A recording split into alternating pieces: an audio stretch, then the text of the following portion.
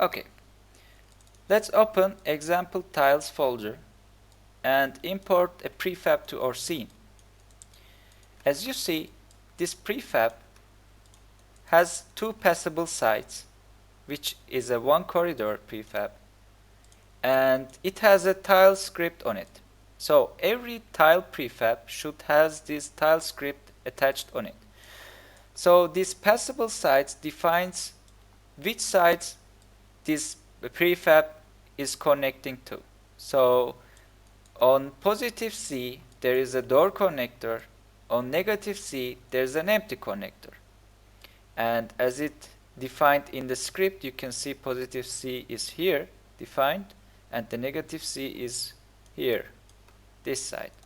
So for example, if I'm importing another prefab like this one, you can see this prefab has 4 passable sides, and the positive sides has a door connector and the negative sides has an empty connector. So as you see, I'm going to attach these two prefabs together, and you can see they are very good aligned and attached. Also, I can duplicate this one and attach it to the middle prefab, and as you see, they will be connecting very well together. This is what our system is doing it automatically. So as you see, inside the prefab there are some white boxes. So this boxes has a random object spawner script on it. This means this box will be spawning all the random objects which are defined in our script called, here I can show you the script, random object spawn list script. So this cubes has a certain size, and this script will check the random object list size, and if any prefab, any object that will spawn inside this cube is bigger than this cube, it will not spawn. So let's see how many prefabs do we have. Here we have a cube. So as you see, this cube is smaller than this box, so it will spawn without any problem. But if this cube would have this kind of scale, this kind of size, this prefab would not spawn because it's bigger than this cube. So we are checking the size of the prefabs that we are spawning randomly. So make sure that your cubes are bigger than your spawnable prefab on the list. So let's move on and open the example tiles. Let's get the stairs prefab. Okay, as you see, stairs floor prefab is the prefab which has a ground plane, and there's a stairs prefab which will be spawned between top and floor, and there is a top prefab which will be spawned on the end of the stairs, which has a roof plane. So let's move on and create a new scene and see how the tile map generator works. So as start, I need to tile generation manager prefab to be on my scene, so I'm importing it, and here you can see there are usable tile lists which the tiles are defined, which are in my example tile list. So here you can see there's an elevator cabin and an elevator shaft, but we don't have any elevator system on this tile generator asset, but it will be added in the future. So we will be continue working with the stairs, and let's see how it works. So as you see here, the tiles are connected with the stairs prefab. And as I mentioned before, here are the stairs top prefab spawned at the top of the floor, and on the floor prefab there is the stairs floor prefab spawned. Here you can see. And here, as you see, there is a starting position. This starting position defines where the prefabs will be started to spawn. So let's check it. So we can see where's your starting position here. Okay, this is not our starting position. Let's check here. Okay, here it is. So as you see, here is the starting position where the tiles are generated from. So I can change the position, like make it 50 and hit play. As you see, the position of the tiles are set to 50, like here. So let's undo this and let's see how the other features work. So tile count X. This defines how many tiles will be spawned on the x-axis. If I'm changing this like 10, here you can see our tiles are generated 10 times on the x-axis and 5 tiles on the z-axis. So on Generation Manager, you can see we have 5 floors defined on tile count Y, and we have a 1 stair, so I can increase it. If I want 2 stairs and 10 floors, let's see how it looks like. As you see, we have 10 floors, 2 stairs, and working very well together. So let's test it. Let's reduce the X count, and I need to create a player so we can walk around. So from standard assets, characters, first person, I'm importing a first person controller and hit play. As you see, the tiles are generated very good. We can get to the second floor. Here I'm on the second floor. As you see, the tiles are looking very good, but there's a problem. The white boxes should have create some random objects, but they are not. The reason is we have forgot to add something to the scene. From tile map generator scene prefabs, we should add random object spawn list prefab. The spawn list has a random object spawn list script on it, and it defines which objects are going to spawn on the scene. So here you can see we have our cube, cylinder. I can show you how they look like. Cylinder, the pipe, the sphere, the torus. They will be spawned randomly inside our script. So I'm going to delete them and hit play. So as you see, our boxes are spawning the scripts randomly. So as I mentioned before, we were checking the scale of the prefabs. So let's try it. For example, for this sphere, I should import an example tile like this one. So if this sphere would like have this size, let's apply it. It shouldn't be spawned by the boxes. So let's hit play.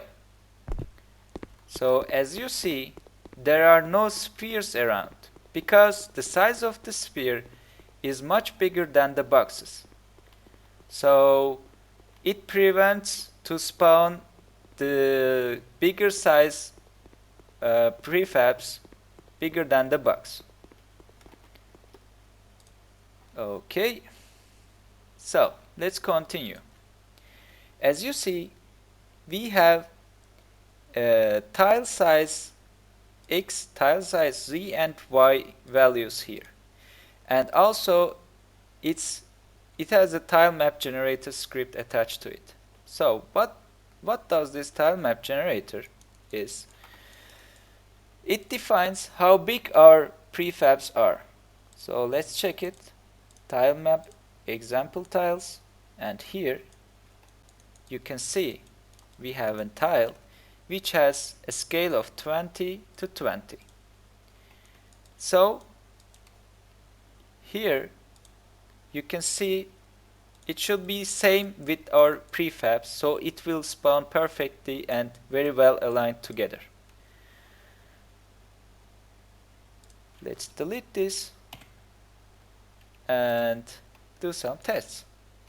So if I would have tile size X 40, what our script will do, try to align all the prefabs, and since they have not the same scale as this value, they won't connect together.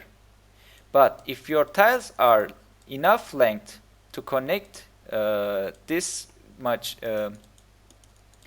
length between them, there wouldn't be any problem. So let's make it back to 20.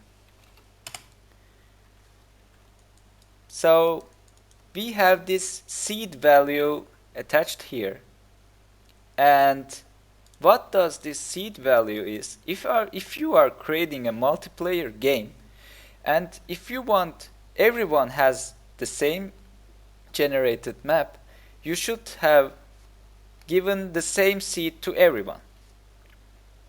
So this given seed value should be sent to all clients, and make sure all your clients have the same seed, so they will spawn the same map.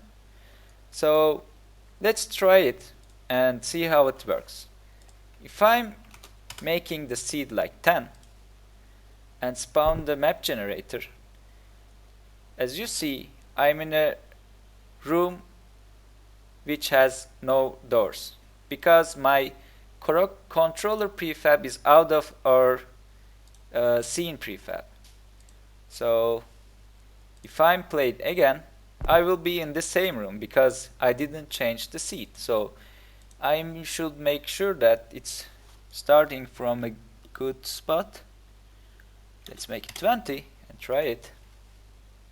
Okay, this is good. So as you see, I have the same room,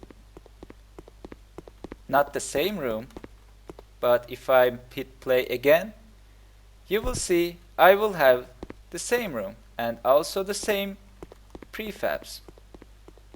So this will make all the clients have the same map. Okay, let's move on and see how this system works on my project. So I have this horror project, horror game, and I can show you how my prefabs looking. So let's make it here. So as you see, I have the abandoned hospital prefab bought from the asset store, and I cut some part of it and create my tile. So as you see, on the positive Z side I have the door connector, and on the negative side I have no connectors. And also I can import a new prefab and show you how the other one looks. As you see, this prefab, I can open the mesh renderer, and this has two passable sides, and you can see the positive sides has door connectors, as here,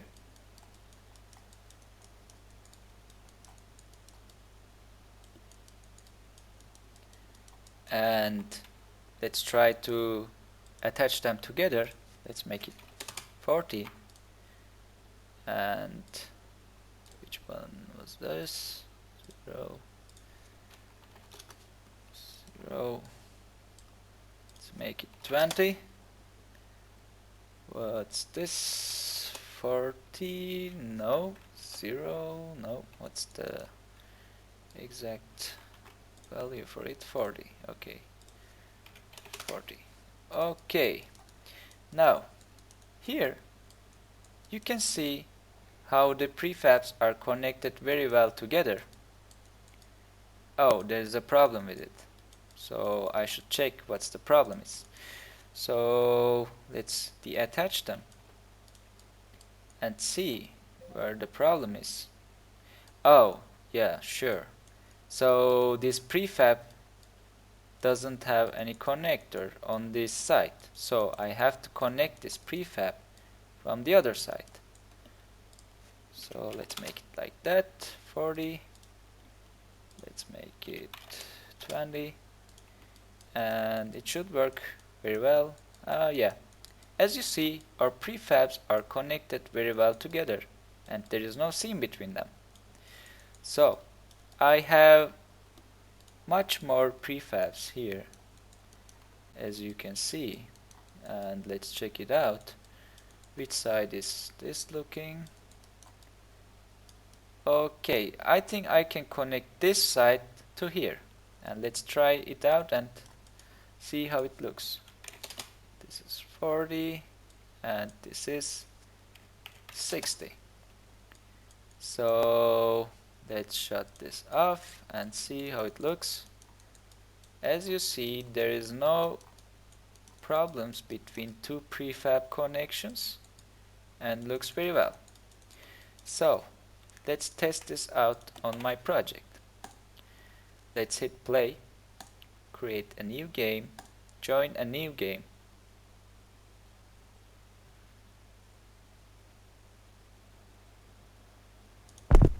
As you see, I'm in a room and running around. So you can see there is no problem between two tiles here. They are perfectly aligned together, and as you see here, there is a door connector, and it seems there is no problem with the connections. Here you can see there are no seams and they are very well connected together. And all the tiles are spawned randomly. So this system is working very well. So I hope you enjoyed the tutorial, and I hope the tutorial helps to make this system work very quickly and easily. Thanks for all. Have a nice day.